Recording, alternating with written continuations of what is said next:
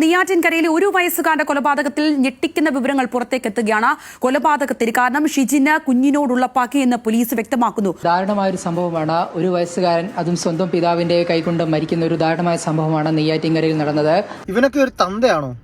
അവന്റെ മുട്ട ഉപയോഗിച്ച് ആ പിഞ്ചു കുഞ്ഞിനെ അവൻ ഇടിച്ചു കൊന്നു. ഇവനെ എന്തു വിളിക്കുക? ഇവൻ തന്തയ്ക്ക് മുന്നേ ഉണ്ടായവൻ. ഇവനെ എന്തോ പറയണ്ട? അവനും അവന്റെ ഭാര്യയുമായിട്ട് എന്തെങ്കിലും പ്രശ്നം ഉണ്ടെങ്കിൽ അവര് തമ്മിൽ തീർക്കണം. എന്തിനാണ് ഈ കുഞ്ഞുങ്ങളെ കൊല്ലാൻ നോക്കുന്നത്? ഈ മാസം 14-ാം തീയതി നടന്ന സംഭവമാണ്. ആദ്യം അവർ പറഞ്ഞു എന്തോ ഓറഞ്ച് കഴിച്ചിട്ട്, ഫുഡ് കഴിച്ചിട്ട് വായിന്ന് നൊരയും പതയും വന്ന് അങ്ങനെ ഉണ്ടായ അസുഖമാണ്. ഒന്ന് ആലോചിച്ച് നോക്കണം. ഒരച്ഛനാണ് ഒരു മകനെ കൊന്നേക്കുന്നത്. അത് 1 വയസ്സുള്ള ഒരു പിഞ്ചു കുഞ്ഞിനെ കൊന്നേക്കുന്നത്. നമ്മുടെ നാട് എങ്ങോട്ടായി പോകുന്നത്? എന്തുവാണ് നമ്മൾ കാണുന്നത്? ഡെയിലി എന്തു നമ്മൾ കേൾക്കുന്നത്? ആ നായ പറയുന്നതെന്ന് വെച്ച് കഴിഞ്ഞാൽ അത് അവന്റെ കുഞ്ഞല്ലെന്ന്, കുഞ്ഞല്ലാത്തോണ്ടുള്ള പക, കുഞ്ഞല്ല എന്ന് അവൻ പറഞ്ഞിട്ട് അവനോട് ആ കുഞ്ഞിനോടുള്ള പക. ഒരു പിഞ്ചു കുഞ്ഞിനോടൊക്കെ എങ്ങനെ പക തോന്നാൻ ഇവനൊക്കെ? ആ പിഞ്ചു കുഞ്ഞിവനെ എന്തോ ചെയ്ത്?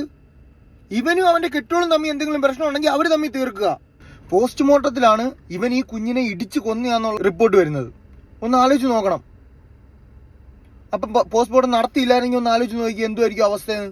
ഇവര് മാറി താമസിച്ച സമയത്ത് എന്തിനാണ് നിങ്ങൾ ഇടപെട്ട് തിരികെ കൊണ്ടുവന്നത്? അവര് മാറി താമസിച്ചായിരുന്നു ആ കുഞ്ഞ് ഇപ്പോഴും ജീവനോടെ ഉണ്ടായിരുന്നേനെ. എന്തിനാണ് ആ ഭാര്യ തിരിച്ചു വന്നത്? ഒരിക്കലും നിങ്ങൾ വരാൻ പാടില്ലായിരുന്നു.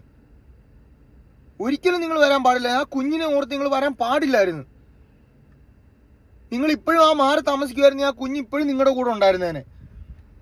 ഇവനെ പോലുള്ള നായ്ക്കൾക്ക് മാക്സിമം ശിക്ഷ കൊടുക്കണം. ഇവനൊക്കെ മൃഗം.